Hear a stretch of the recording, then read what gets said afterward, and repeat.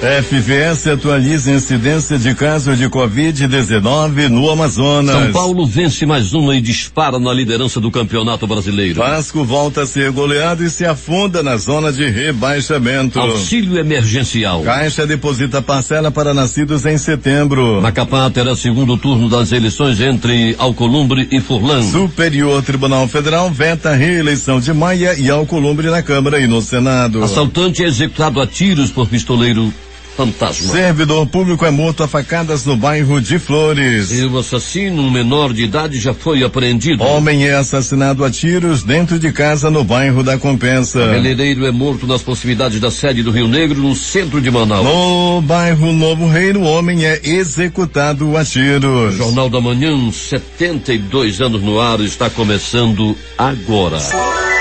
Previsão do tempo.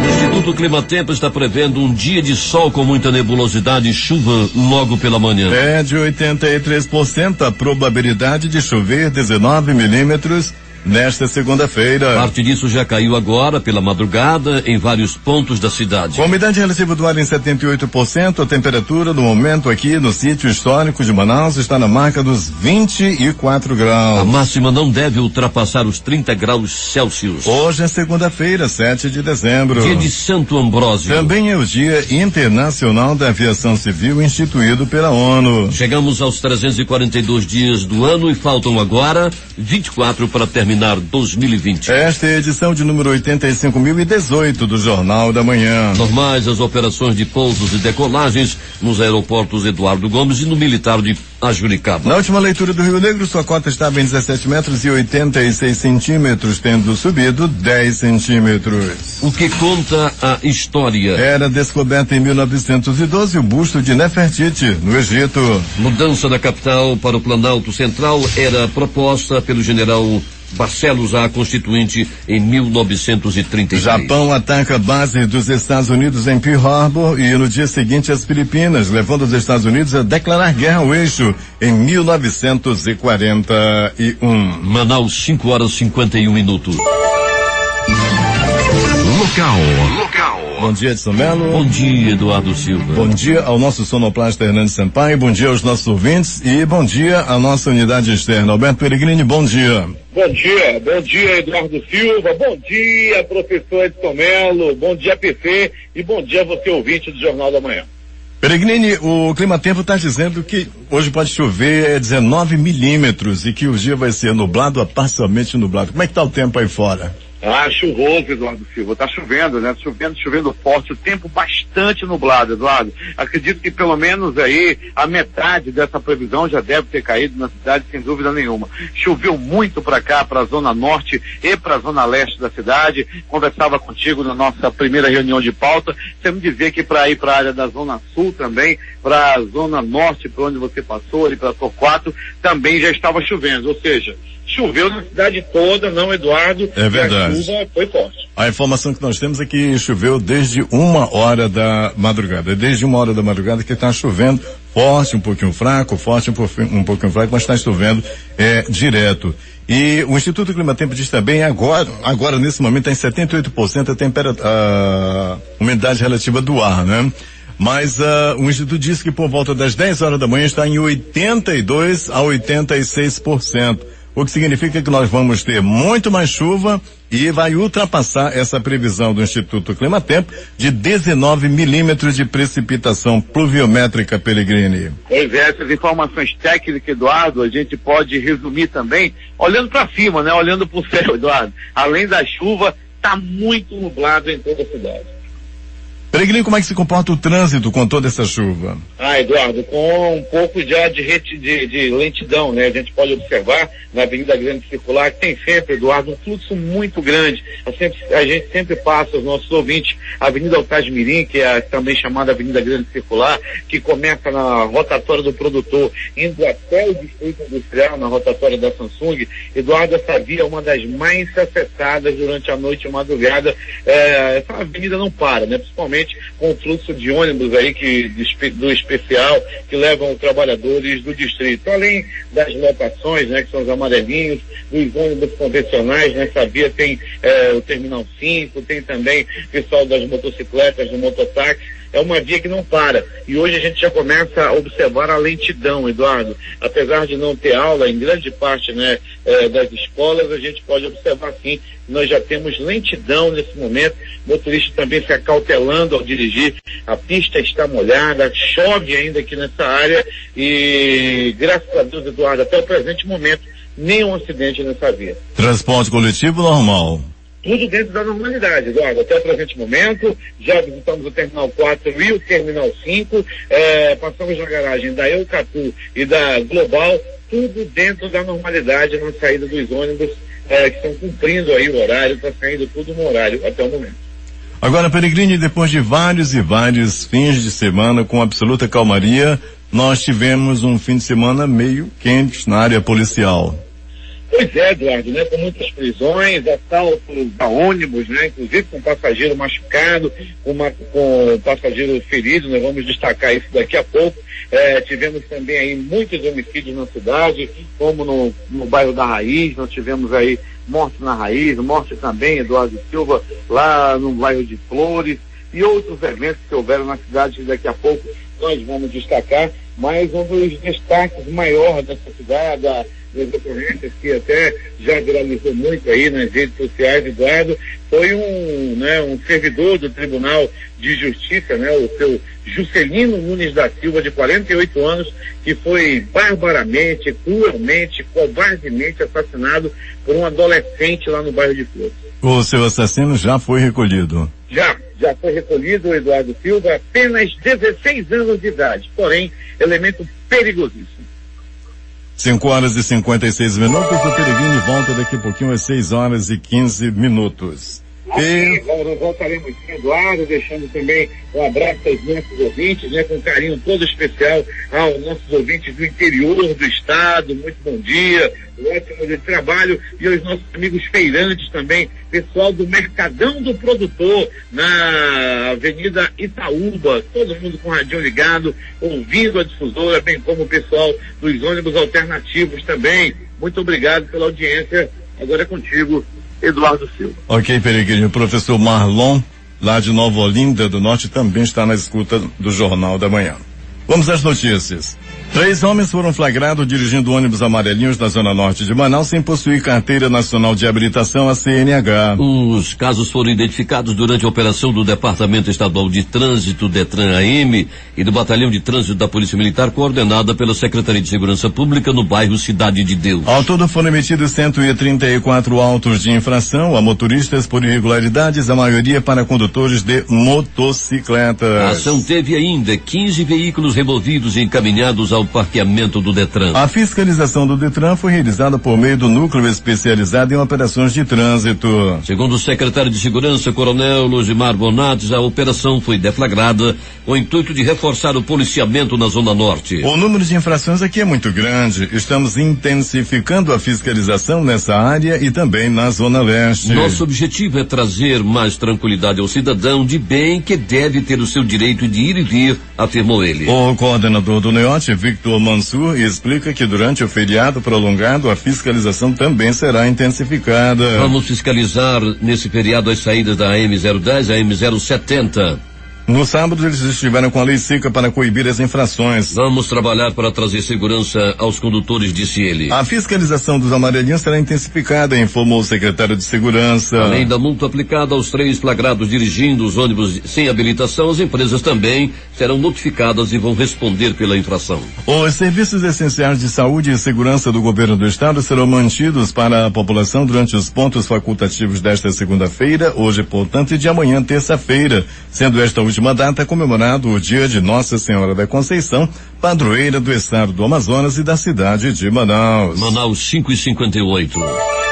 A determinação foi publicada no Diário Oficial do Estado do Amazonas, número 34.385, do dia 2 de dezembro, e se estende para repartições públicas, autarquias e fundações do Estado, ressalvados todos os procedimentos já agendados pelo Sistema Estadual de Saúde. O documento determina que a Secretaria de Educação e Desporto, SEDUC, promova a compensação das horas normais de ensino, se houver necessidade, e que a Secretaria de Estado de Administração e Gestão, SEAD, organize banco de horas relativo aos pontos facultativos com possíveis compensações pelos servidores do Poder Executivo. A Polícia Militar do Amazonas também manterá os serviços essenciais oferecidos pela corporação, atendimento de ocorrências, viaturas e operações. O Corpo de Bombeiros suspenderá o expediente administrativo, mas a corporação estará em prontidão em todas as unidades no interior e na capital, redobrando a atenção quanto aos atendimentos durante o período e atendendo emergências via 193. Irão funcionar em regime de plantão 24 horas as centrais de flagrantes, primeiro DIP, sexto DIP, 14º DIP, 19º DIP,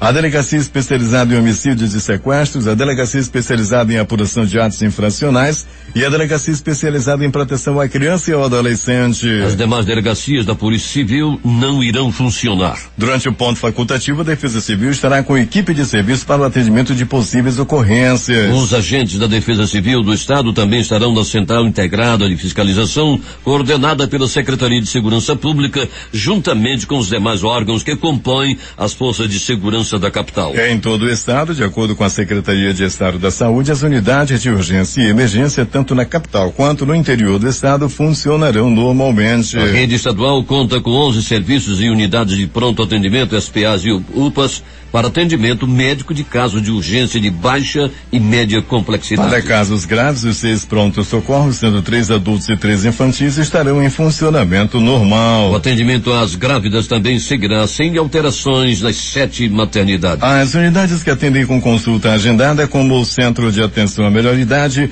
CAIMES, Centro de Atenção Integral à Criança, CAICs, Fundações de Saúde Policlínica, retornam às atividades na quarta-feira, dia 9.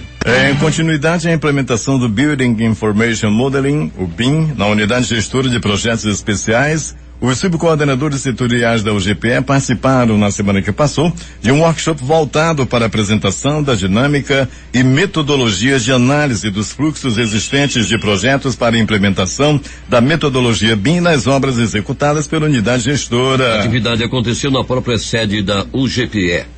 A UGPE é o órgão que executa, fiscaliza e acompanha projetos com o Programa Social e Ambiental de Igarapé de Manaus, o PROSAMIN, e o Programa de Saneamento Integrado de Maués, o PROSAI Maués. 6 horas e 5 minutos. Vamos até Urucará com Valdino Castro. Bom dia, Eduardo Silva e ouvinte do Jornal da Manhã. O governo do estado, através dos órgãos FPS, Fundo de Promoção Social e Erradicação da Pobreza, e ADS, Agência de Desenvolvimento Sustentável do Amazonas, visitou o município de Urucará.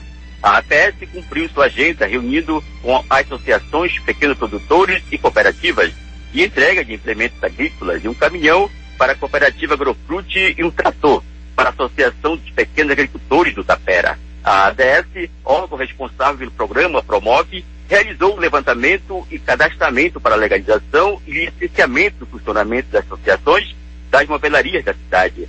Na oportunidade, a Associação dos Moveleiros fez o pedido do licenciamento do manejo florestal, a fim de obter madeira legalizada para a fabricação dos produtos. Além dessas ações, o IDAM formalizou o pedido para a criação de abelhas sem ferrão e espera o licenciamento e legalização deste programa, que é importante para o pequeno agricultor, para as famílias e também para o meio ambiente. Em contato com a nossa reportagem, o gerente do IDAM local, Cícero José, agradece ao governo do estado e aos órgãos envolvidos nesses programas, pois o apoio e o atendimento das solicitações do município só traz melhoria estrutural e de vida para o povo de nossa região. Valdino Castro informou de Urucará para o Jornal da Manhã. 6 horas e 7 minutos. Muito obrigado, Valdino, pelas informações. Órgãos do governo do Amazonas realizaram na semana que passou ação de combate ao comércio ilegal de carne nos distritos de Novo Remans e Engenho, em Itacoatiara. A operação identificou indícios de abate clandestino e venda de carne sem procedência no local, o que indica a necessidade de novas ações conjuntas de combate às ilicitudes. A ação foi realizada pela Agência de Defesa Agropecuária e Florestal do Amazonas, ADAF, juntamente com a Fundação de Vigilância em Saúde, por meio do Departamento de Vigilância Sanitária, com apoio de agentes da Delegacia Especializada em Crimes contra o Consumidor. Foram visitados diversos estabelecimentos que comercializam carne no varejo nos distritos de Engenho Novo e Novo Remanso. Diante da presença dos fiscais, alguns açougues deixaram de colocar produtos à venda, enquanto outros preferiram fechar as portas para evitar a fiscalização. Fiscais da Divisa, a quem compete a fiscalização de produtos alimentícios no varejo, lavraram termos de inspeção e orientaram comerciantes a respeito da importância de só vender produtos certificados e manter os comprovantes de origem da carne disponibilizada à população. 6:08. O Jornal da Manhã vai agora até Manacapuru, onde Alberto Zegdeg tem informações. Muito bem, Eduardo. Muita chuva em Manacapuru. E para quem viaja na M070, seja no sentido Manaus-Manacapuru, Manacapuru-Manaus, é bom acautelar-se e maneirar o pé no acelerador, principalmente nos trechos onde as obras de duplicação estão paralisadas. Com a retirada do asfalto velho, a lama e os buracos é um perigo constante. Já aqui na sede da Princesa dos Solimões, com chuva ou sem chuva, o trabalho de pavimentação asfáltica das ruas da cidade continua a todo vapor, o que vem melhorando as condições de infraestrutura e levando benefícios à população. Sob o comando do secretário de Articulação Política, Afrânio Pereira Júnior, bairros por onde nunca se imaginou chegar a infraestrutura vem recebendo asfalto de qualidade, além de abertura de bueiros, calçadas e sarjetas para o escoamento de águas pluviais. O asfalto é fruto de emenda parlamentar do senador Eduardo Braga e deverá alcançar todos os bairros da cidade, e que, segundo o prefeito Beto D'Angelo, onde houver uma rua, um beco ou vielas por onde as pessoas precisam passar, lá chegará o asfalto. Beto D'Angelo complementou dizendo que o investimento em infraestrutura permite que a cidade avance em seu desenvolvimento e aumente a qualidade de vida das pessoas, que seu compromisso com a cidade eleva ainda mais a obrigação de melhorar a autoestima da população. De Manacapuru, Zegdeg para o Jornal da Manhã. Obrigado, Zegdeg. São 6:10. O Alberto Zegdeg dizia ainda há pouco que chove muito lá em Manacapuru. E o ouvinte diz aqui, através do aplicativo Humano, que lá no Rio Preto da Eva também está chovendo muito e também em vários trechos da AM010, a estrada Manaus-Itacoatiara. A gente pede cautela aos motoristas que se dirigem tanto a AM010, a Manaus-Itacoatiara, como também a AM070, que liga Manaus aos municípios de Iranduba, Manacapuru e Novo Airão. O governo do Amazonas, por meio da Comissão Permanente de Concursos COPEC do Centro de Educação Tecnológica do Amazonas, CETAM, aplicou as provas do processo seletivo na manhã deste domingo. Em Manaus, os candidatos concorreram a 1.220 vagas. As 2.120 restantes foram disputadas por candidatos de 32 municípios amazonenses. O CETAM ofertou vagas para cursos técnicos e especializações técnicas nas modalidades de ensino à distância e ensino presencial. A aplicação das provas foi tranquila em todas as localidades. O diretor-presidente do CETAM, professor José Augusto de Melo Neto, informa que o resultado do processo seletivo será divulgado no dia 11 de janeiro de 2021, conforme consta no edital do concurso. Quanto ao início das aulas, a direção do CETAM avisa que estão mantidas as datas de 15 de março para Manaus e 5 de abril para os 32 municípios. Se houver alguma alteração, todos serão avisados previamente. As matrículas acontecerão no período de 18 a 22 de janeiro. Os candidatos aprovados deverão acessar o site da COPEC no www.concursoscopec.com.br para verificar quais documentos terão que apresentar. O CETAM, enquanto instituição pública que oferta educação profissional para o Amazonas, manteve o compromisso de aplicar o processo seletivo para atender às demandas do mercado e manter a esperança de muitos candidatos. A pandemia mudou os planos de mais de 2.000 alunos matriculados no primeiro semestre deste ano na Fundação Universidade Aberta da Terceira Idade, a FUNAT. A instituição, que se antecipou na suspensão de suas aulas devido à pandemia, se adaptou para oferecer novas metodologias de ensino e atividades de extensão através de suas redes sociais e novos canais de comunicação. Além das atividades à distância, os alunos também contaram com o serviço do programa de telesaúde com atendimento de atenção básica, que incluíram serviços de acompanhamento médico, psicológico, assistência social, entre outros. Para acompanhar esse novo cenário na espera de uma imunização e prevenção à Covid-19, a FUNAT, em parceria com a Universidade do Estado do Amazonas, contou com a experiência dos estúdios da VAT, empresa parceira de transmissão das aulas, para lançar um novo programa de atividades voltados para pessoas acima de 50 anos de idade. As aulas serão disponibilizadas no canal do YouTube da instituição durante o primeiro semestre de 2021. Manaus, 6h13. A Central Integrada de Fiscalização CIF autuou neste fim de semana 5 estabelecimentos por descumprimento de decreto governamental de prevenção à Covid-19 e ausência de documentação obrigatória para funcionamento. As autuações ocorreram na zona centro-sul de Manaus. Ao todo, 20 locais receberam os agentes fiscalizadores da CIF. Todos eles receberam orientações, principalmente sobre o novo decreto governamental que passou a valer desde 1º de dezembro e que autoriza o funcionamento de bares e casas de show, desde que estejam e sigam as recomendações de distanciamento e a ocupação da metade da capacidade máxima do local. O boletim diário Covid-19 da Fundação de Vigilância em Saúde do Amazonas, edição número 247, divulgado neste domingo, traz o diagnóstico de 331 novos casos de Covid-19, totalizando 182.668 casos da doença no estado. Conforme o boletim, foram confirmados 6 óbitos por Covid-19 nas últimas 24 horas, elevando para 4.951 o total de mortes. Na capital, de acordo com dados da Prefeitura de Manaus, no último sábado foram registrados 9 sepultamentos por Covid-19. O boletim acrescenta ainda que 21.048 pessoas com diagnóstico de Covid-19 estão sendo acompanhadas pelas secretarias municipais de saúde, o que corresponde a 11,52% dos casos confirmados ativos. Entre os casos confirmados de Covid-19 no Amazonas, há 425 pacientes internados, sendo 252 em leitos clínicos, 67 na rede privada e 185 na rede pública, 168 em UTI, 55 na rede privada e 113 na rede pública e 5 em sala vermelha. Estrutura voltada à assistência temporária para estabilização de pacientes críticos ou graves, para posterior encaminhamento a outros pontos da rede de atenção à saúde. Há ainda outros 52 pacientes internados considerados suspeitos e que aguardam a confirmação do diagnóstico. Desses, 35 estão em leitos clínicos, 26 na rede privada e 9 na rede pública. 17 estão em UTI, 15 na rede privada e 2 na rede pública. O boletim é construído com as informações disponibilizadas diariamente pelas prefeituras municipais, todos os dias da semana, incluindo fim de semana e feriados. Polícia. Vamos ao resumo policial do fim de semana com a nossa unidade externa, que vai destacar daqui a pouquinho o assaltante executado a tiros por pistoleiro fantasma, um dos assuntos que aborda a partir de agora a nossa unidade externa. Bom dia, Peregrini. Bom dia Eduardo Silva, bom dia Edson Melo, bom dia ouvinte do Jornal da Manhã. Vamos de polícia, Eduardo.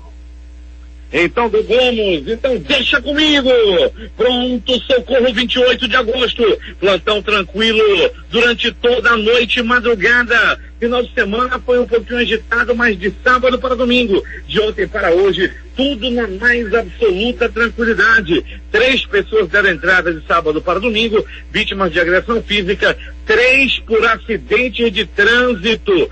3 por acidente de trânsito também deram entrada no pronto-socorro 28 de agosto. Pronto-socorro João Lúcio, o gigante da zona leste da cidade, recebeu uma pessoa vítima de agressão física. Ele apanhou a murros, chutes, socos, pontapés e alguns bofetes. Tudo aconteceu logo após o jogo do Vasco da Gama. O Vasco perdeu no final de semana, aliás foi no meio da semana, né? Pegou de 4 do Ceará.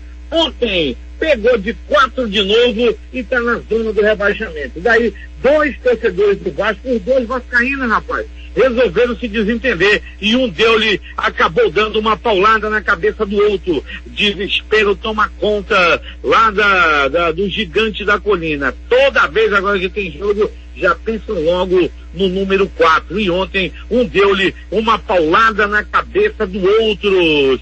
O turma do Bacalhau está se desentendendo, né? Estão perto aí do tetra.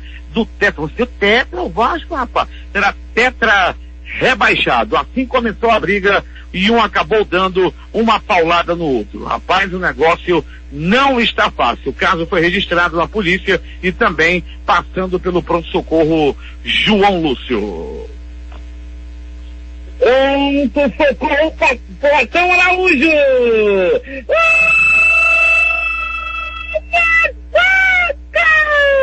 Olha a faca, olha a faca, olha a faca, olha a morte! Um homem deu-lhe uma facada na barriga do outro. Um desentendimento aconteceu entre os dois, que estavam bebendo, um olhando pro outro, um achando graça pro outro, um gostava de, fazer aquele brinde.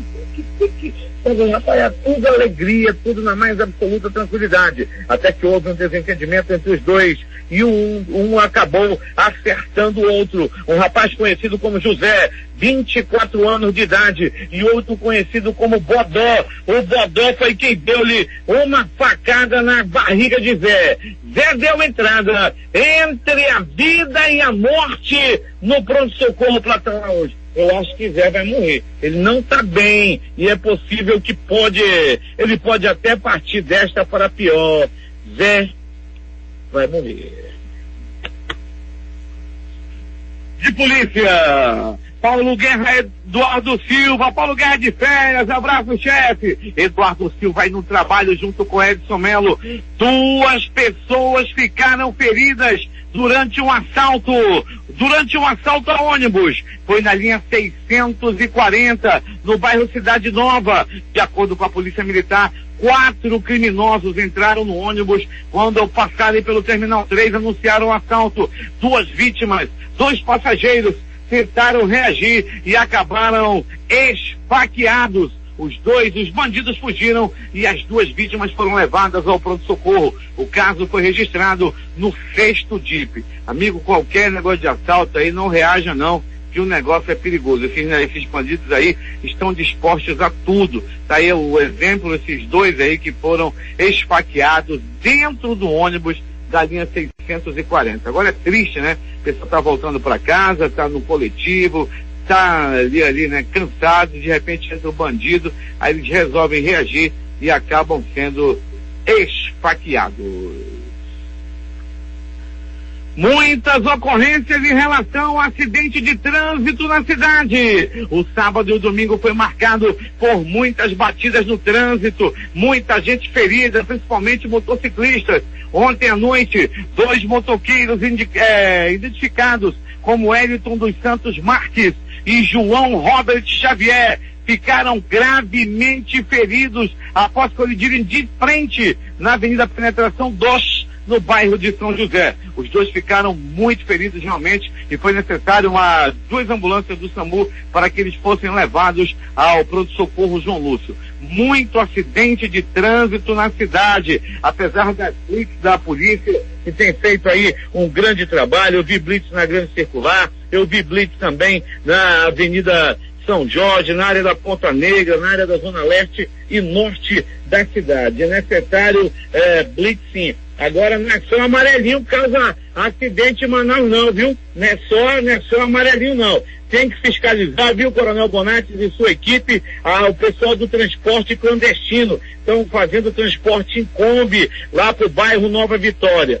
Alguém tem que fazer alguma coisa. Mas são amigos do vereador. E daí se é do vereador? Se o vereador que apoia, mas o vereador não está acima da lei. É gente em Kombi, todo mundo em cima do outro, e é proibido o transporte em Kombi. O transporte é clandestino ali para a área, em toda a cidade tem, mas ali para aquela área do Nova Conquista, ali perto da Barreira, meu amigo, uma verdadeira vergonha, aquela área ali de perto da Barreira, ali bem pertinho da Barreira, e o pessoal fazendo transporte clandestino. A providência precisa ser tomada. E agora, as notícias do Instituto Médico Legal. Saiba agora quem foi para a pedra nas últimas horas na cidade. PC, Hamilton Cabral, pega a chave, estava aí perto do Edson Melo. A chave da gaiola do passarinho da morte. O Edson Melo às vezes esconde a chave da gaiola do passarinho da morte. Abre a gaiola do passarinho da morte. Então vamos ao registro de morte no final de semana na cidade. Mais um morre em mais uma ação do pistoleiro misterioso durante um assalto, do assalto a um motociclista. O motoqueiro estava sendo assaltado. Dois bandidos estavam fazendo o assalto. Foi no momento que apareceu o pistoleiro. O pistoleiro atirou e acertou o primeiro bandido. Atirou de novo e acertou o segundo bandido. Um morreu na hora. O outro está hospitalizado. Está entre a vida e a morte. Tudo aconteceu no bairro da Raiz. O primeiro a receber a bala já caiu abraçado com a morte. O outro está hospitalizado. E quem sabe uma infecção hospitalar, quem sabe uma pneumonia pode levar o outro bandido ainda no dia de hoje, já que o primeiro que recebeu o balaço não resistiu ao experimento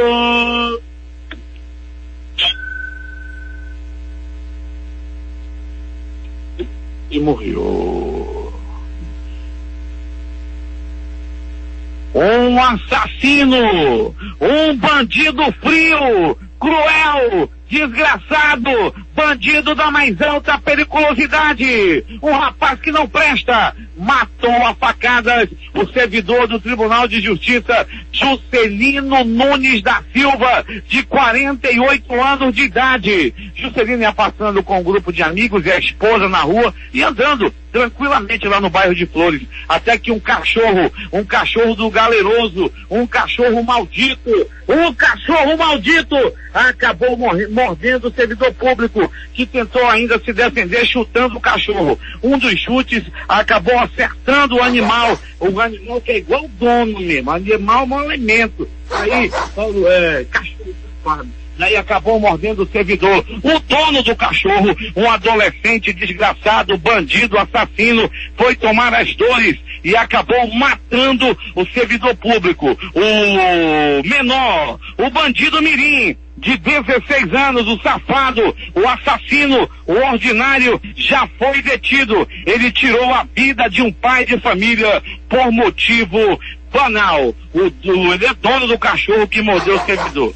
O cachorro é bandido, o cachorro é maldito que nem o dono. Cadê o cachorro? Quem deixou, né, o cachorro? Não, o cachorro não tem nem culpa. Quem tem culpa mesmo é o assassino, o bandido de 16 anos de idade, um bandido mirim, rapaz safado, desgraçado, assassino. E tudo aconteceu lá no bairro da Raiz. Nós lamentamos aí, profundamente lamentamos a morte do senhor Juscelino Nunes da Silva, trabalhador, pai de família, 48 anos de idade, que teve sua vida tirada por um bandido de 16 anos de idade, um bandidão que acabou aí tirando a vida de um pai de família. Ele ainda tinha um. Ai, Pellegrini, não fala que advogado dele, o pessoal da família é violento. Bota pra cima, meu irmão. Tá aí. Bandido de 16 anos de idade, cruel, lá do bairro da Raiz. Morte na Compensa! Mais uma morte no bairro da Compensa. A vítima foi André Luiz Moraes, de 27 anos de idade. A vítima morreu dentro da casa dele, dentro da casa onde morava. Os bandidos, os assassinos, entraram na casa e o mataram. Não levaram absolutamente nada da vítima. Invadiram a casa e mataram a vítima cruelmente. O crime tem características de acerto de contas. A Delegacia Especializada em Homicídios e Sequestros, com o seu delegado titular, toda a sua equipe aí, o pessoal da DHS, são aí policiais na mais alta competência e com certeza irão aí solucionar mais esse caso. O barbeiro! Ele fazia barba, cabelo, bigode, aparava a sobrancelha. Ele era um profissional de mão cheia. O barbeiro Lázaro Cabral, de 27 anos, foi assassinado na rua Epaminondas, próximo à sede do Rio Negro. O crime aconteceu próximo à sede do Rio Negro. O homem morreu próximo à sede do Galo da Praça da Saudade. Aliás, o meu Rio Negro, sou torcedor do Rio Negro, é outro morto para o futebol. Um morreu na frente do outro morto. Um morreu assassinado, foi na frente do Rio Negro, que também está morto para o futebol. Coitado do meu Rio Negro, de tanta tradição, time aí jogado às traças, não ganha, tá na Série B e não ganha não vai nem pra final da Série B. Pensa no Galo, meu irmão, tá ruim, o Galo tá morto, e isso aconteceu, mas sim, vamos falar mais do crime. O assassino disparou 1, 2, 3, 4 balaços no corpo da vítima, que não resistiu ao experimento e morreu. O crime aconteceu, repito, na frente da sede do Galo da Praça da Saudade. O Galo tá ruim, tá cantando aqui o Galo. Galo morto! É o morto para o futebol. Esse daí, meu amigo, tá ruim, hein? Nosso Galo tá morto, nosso Galo. Tá aí o Galo da Praça da Saudade. Foi lá que aconteceu o crime na Avenida Epaminondas. Aqui no nosso ponto eletrônico, Edson Mel já tá aperreando. Ô, rapazinho, tu não tem relógio não? Aqui, seu Edson, já vou terminar. Esse aqui é o último. Um homem foi assassinado a tiros no bairro Novo Reino.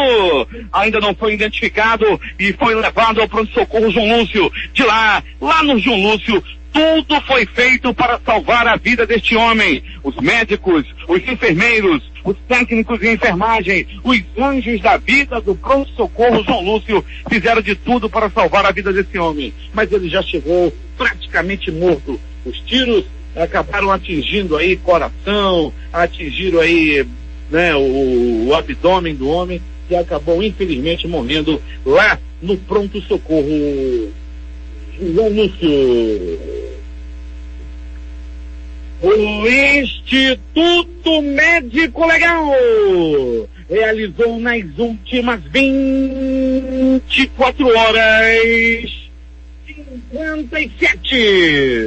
57 exames de corpo de delito. E essas foram as notícias da noite e madrugada. Agora com a dupla Eduardo Silva e Edson Melo.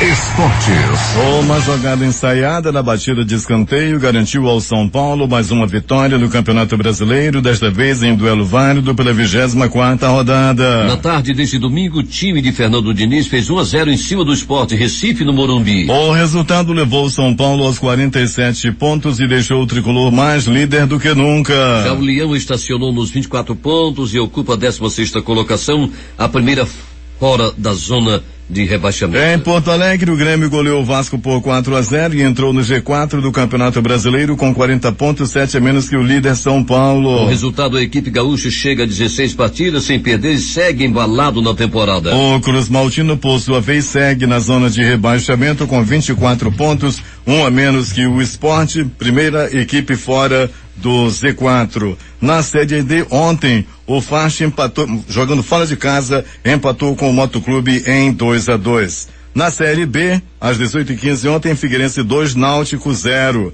Os resultados da Série A do Campeonato Brasileiro ontem: São Paulo 1, Sport 0. Grêmio 4, Vasco 0. Atlético Mineiro 2, Internacional também 2. No Brasileirão Feminino, Corinthians 4, Kinderman 2, Corinthians bicampeão. Últimas notícias. Cerca de 3,5 milhões de beneficiários do auxílio emergencial nascidos em setembro estão recebendo desde ontem a parcela de 600 ou de R$300 a que tem direito, segundo os critérios do Programa Assistencial Temporário que o governo federal criou em abril deste ano para minimizar os impactos financeiros da pandemia da Covid-19 entre trabalhadores informais, microempreendedores individuais, autônomos e desempregados. O presidente do Tribunal Superior Eleitoral, Luiz Roberto Barroso, disse que o Brasil iniciou uma transição do voto obrigatório para o voto facultativo. De acordo com Barroso, o voto facultativo é modelo ideal e deve ser implementado no país, em algum lugar do futuro não muito distante. O Supremo Tribunal Federal decidiu na noite deste domingo derrubar a permissão para que os atuais presidentes da Câmara, Rodrigo Maia, do DEM, e do Senado, Davi Alcolumbre, do DEM do Amapá, disputem a reeleição. A eleição da cúpula do Congresso está marcada para 1º de fevereiro de 2021.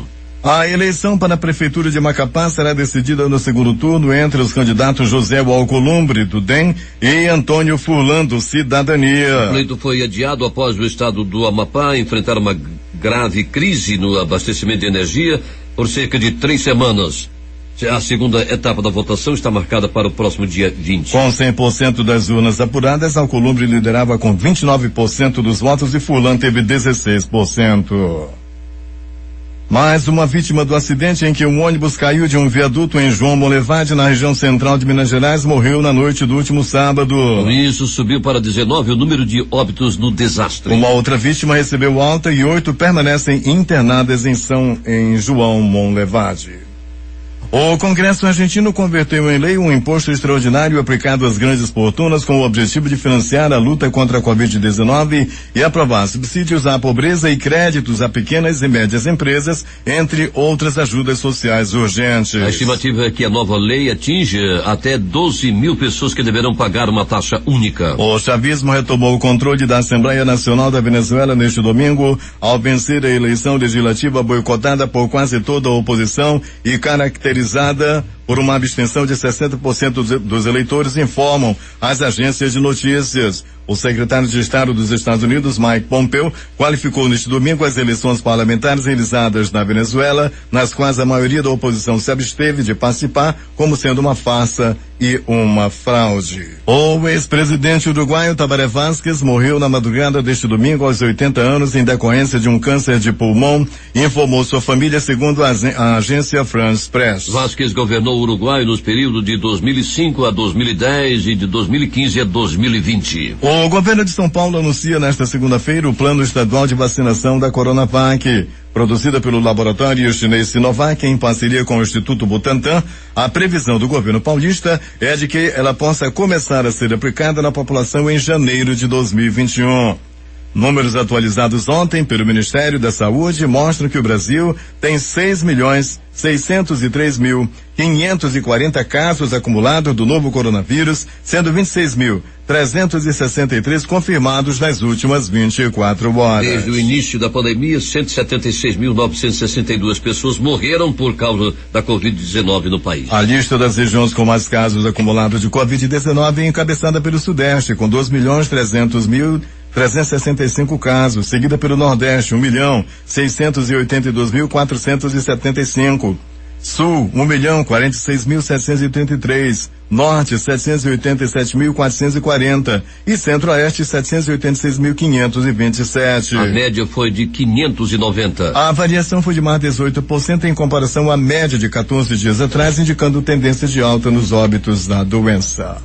Agora 6 horas e 52 minutos em Manaus, são as manchetes dos principais jornais brasileiros. Começando pelo Globo do Rio de Janeiro. Nova pista surge no caso Marielle e Anderson. Destaque da Folha de São Paulo. O país iniciou transição para o voto facultativo, que é o ideal, diz Barroso, presidente do TSE. Principal matéria de capa do estado de São Paulo. Disputa pelo comando da Câmara vira novo teste para medir força de Bolsonaro. Correio Brasiliense. José Alcolumbre e Dr. Furlan disputarão o segundo turno no Amapá. Vamos até Belo Horizonte com o jornal O Estado de Minas. Vítimas de acidente com ônibus da BR-381 embarcam hoje de avião na FAB para Alagoas. No Recife, o Jornal do Comércio Estampa. Taxa de ocupação de UTI para Covid na rede pública chega a 87% em Pernambuco. E finalmente vamos até Porto Alegre com a principal matéria de capa do jornal 0 Hora. Especialistas alertam para o período mais crítico de combate à Covid desde o começo da pandemia